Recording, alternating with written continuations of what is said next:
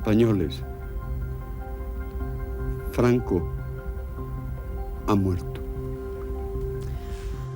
Palabras de Carlos Arias Navarro tal día como hoxe, pero fai 50 anos. Abríase un momento histórico, unha etapa na que Galicia cambiou moito. Dunha comunidade moi rural, con moitísimas carencias en infraestructuras, os avances que nos deixa a etapa democrática. Españoles, Franco ha muerto. Era un 20 de novembro de 1975. Galicia poñía rumbo xunto co resto do país cara a unha nova época. É un mundo moi rural, non tan tecnificado como hoxe, si que era puxanza. Non sei, a mellor é unha impresión miña a posteriori, pero vía que había como que aquilo iba para arriba, que se miraba como unha situación de eso, cando naquele momento como que empezaba como un mundo novo. Un país de liberdades que aínda tardaría 2 anos en ser unha realidade, unha etapa da transición en que o xefe do Estado, o rei Xoán Carlos I, tivo un papel clave.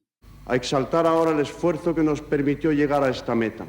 Se respostas ao referéndum, votas a democracia. Galiza agarda a túa resposta.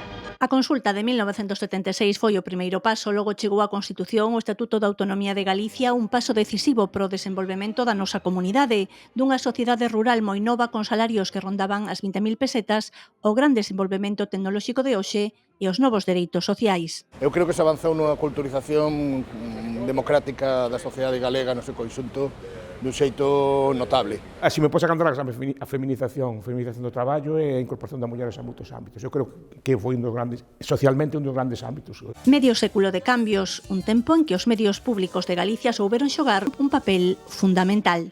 Esa ilusión...